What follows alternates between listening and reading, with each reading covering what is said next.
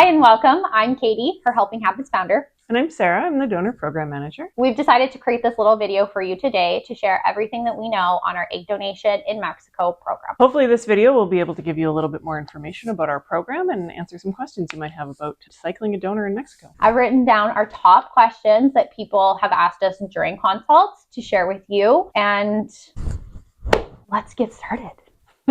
So for our first question, I want to know, why Mexico? Well, why Mexico? There's a few different reasons. Primarily, if people need a surrogate, it's going to be a lot easier of a process to match in Mexico. So in Canada, it could take 6 months, it could take 2 years, it could take 5 years. You might never get chosen by a surrogate in Canada, but in Mexico, you are guaranteed to match within a few months. And it doesn't mean that you can't have a good relationship with your surrogate in Mexico. Lots of people do go on to develop that, but there are a lot more women that are willing to do it because it is a bit of a commercial process. So they're receiving some money to help their family. Okay. Can you share a little bit of the history of HHH and the Mexico program? Yeah, so we started doing research, a lot of research, before we settled on a clinic. We interviewed quite a few before we decided to go with the one that we currently partnered with. And that's just because we feel like their standard of care is really high, they treat our donors really well, and they practice good ethical medicine. And so that was really important to us to work with a clinic that we felt treated our donors and our IPs very well. Katie and I both went down to Mexico City in 2022 to meet the staff at the clinic, meet the doctors, make sure that we felt like we were fully vetting this place. And we were really happy with everything that we found out there. Absolutely loved the clinic. Like Sarah said, we went through a few, but this one that we've settled on, I would absolutely have loved to donate at. Personally, when I was going through the process as an egg donor, I've only ever donated in Canada, but after seeing this clinic, it's far bougier than any of the clinics I've ever seen. It's really nice. You walk in, they make you a latte. Yeah, it's better than most of the clinics in Canada that I've been to, and definitely comparable. I don't think that you're sacrificing any quality in terms of the medical side either, choosing a clinic in Mexico City. Yeah, actually, that's perfect. That brings me to my next question is, what did you think of the medical process at the clinic? I know when I first thought about egg donation in Mexico, I was thinking of like kind of a sketchy backyard type doctor. Yeah, a little clandestine, but no, not at all. It couldn't be further from that. I'm really confident that our donors are being treated well there and that their medical protocols are being managed in an ethical way. They're being treated well. There's plenty of English spoken, so, it's easy to communicate with the doctors and with the staff there. So I guess then, how does that compare to Canada in terms of screening process for egg donors? The screening process is more or less the same, and HHH will have our own screening process that we need to follow as well to make sure that things are done in the proper way. What about for the intended parents? Would their screening look any different? No, their screening is pretty much the same as well. We're going to go through all the check boxes, having everyone talk to a counselor, having genetics done, having appropriate medical testing done. How quick would you say that the turnaround time is for somebody using an egg donor in Mexico from match to retrieval? And how long would it take to find an egg donor?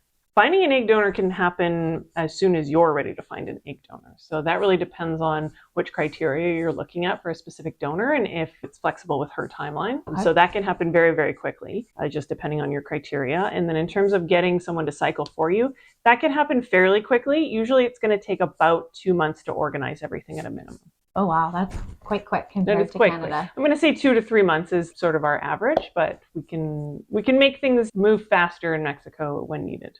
Okay. What does the egg donor selection pool look like in Mexico versus Canada? When you're cycling with a donor in Mexico, you're going to have a few more options because we have a different tier of donor for women that are only willing to cycle in Mexico or only able to travel to Mexico and not to Canada. So you're opening up some more options for you donor-wise. I know with the Mexico program, we were able to structure a premium donor pool. So can you tell us a little bit about that? So you're really opening up a lot more options for donors to cycle with you. So there may be donors that aren't drawn to Canada's system of altruistic donation, and this gives us the chance to work with those donors as well, where they can be legally compensated in Mexico. Yeah, that makes sense. Not that every egg donor does, but we do, like Sarah said, have egg donors who wouldn't probably donate unless they were compensated. So if I was to use a premium donor, can I opt for one if I'm already signed up with a Canadian clinic? So you would have to cycle your donor in Mexico, in which there's a couple options to have the eggs or embryos transported back to your Canadian clinic. So you can still work with a Canadian clinic for your surrogacy process if that's what you want, or even to create embryos. So what would happen is we cycle your egg donor in Mexico, we retrieve all the eggs, freeze them, or fertilize them and make embryos, and then arrange for those to be shipped back to Canada. It is easier to ship embryos than eggs, but all things are possible depending on, each logistical. Right. That was going to be my next question is if one was easier than the other. Yeah, definitely I would recommend making embryos because Health Canada does view them differently as eggs. So it's not impossible to get the eggs across the border, but it is more challenging. Also, I believe that it is always better to fertilize eggs fresh immediately instead of thawing and then fertilizing. That's what I've been told. Embryos freeze better, and so they can be stored indefinitely.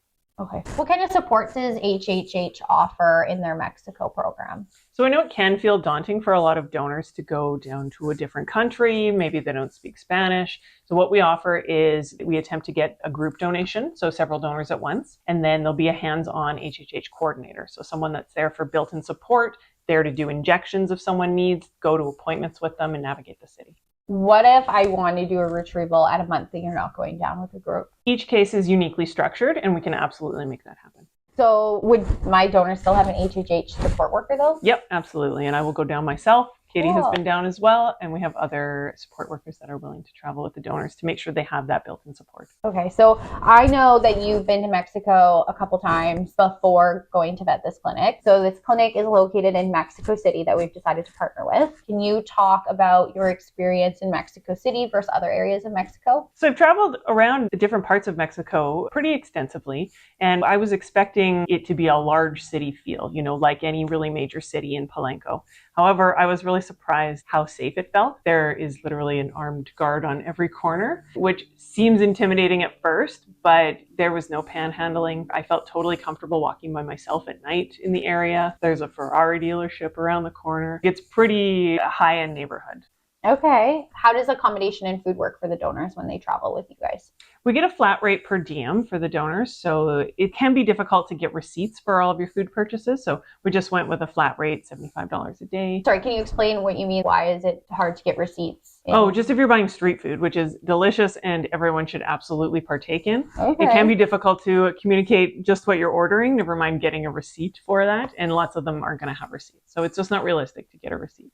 Okay. And that is something that we do encourage with our Mexico program is if Sarah's there or myself or another coordinator, we do try to still give the donors like a cultural experience and do tourist type things. So that can be going out for different meals, trying street food, but also tours. We went with Teotihuacan, Thank the you. pyramids. I was like, I don't remember the name. Really cool experience. There's a lot that you can do. I did a hiking tour last time I was there in the mountains, which was so spectacular. So it depends on the donors that we're going down with at that time, but we'll definitely make it a trip that is memorable and worthwhile for them. And for some donors, especially those who are located in Canada, this is a huge incentive for them to sign up with our Mexico program because they're not being paid in Canada. They get to go down to Mexico and have a whole different travel experience. Yeah, I try to make it a really fun trip. I think it can be a really good time for everyone, and especially if you like Mexican food, it is fantastic there. Like really good food. Don't try the sushi though. We did not have a good sushi experience. I feel like I'm going to try it one more time. Sarah is determined every single time she goes. She's like, sushi. It every wasn't to time. my palate. She regrets it. But let me know if you find a good sushi place. But yeah, I guess so. If I was an intended parent going to Mexico, how would it work for fertilization? If I didn't want to ship the eggs back to my clinic, I wanted to fertilize them there. Do I have to travel to Mexico too?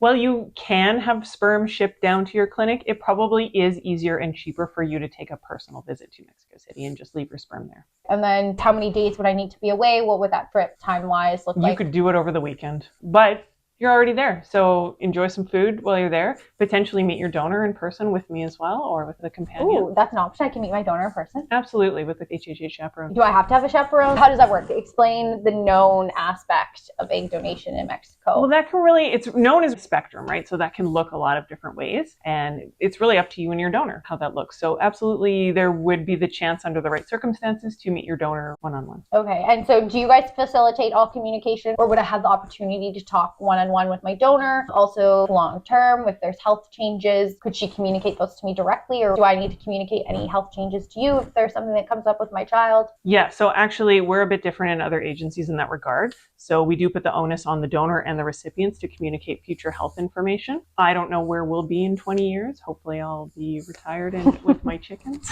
I don't know where HHH is going to be in 20 years. So it's the more ethical decision to have the donor and recipient communicate that directly to each other. Whatever ongoing contact or ongoing relationship or friendship you guys develop is up to you. And I say, let that develop organically. See what feels right. Sometimes it's going to be a really good click and sometimes it's not. But it's more about leaving that door open for your kids if and when they want to reach out to their donor. That is something that we found at Her Helping Habit. Known egg donation is one of our core principles and values, but that is rooted in research and that it's best practice for donor conceived children. So like you said, how that looks is very independent and up to you, but there's no secrets and you're not playing investigator or detective down the line if something changes and you decide you do want that information. This is also a unique opportunity to have a known donor in Mexico, which is actually really rare. The vast majority of cycles are still very much anonymous there. You might not even get a picture of your donor doing IVF in Mexico. That's true. And many countries in the world. Yeah. So if you're somebody who has to travel for egg donation already and you want a known donor, then Mexico could be a great option to add to your list of countries to consider.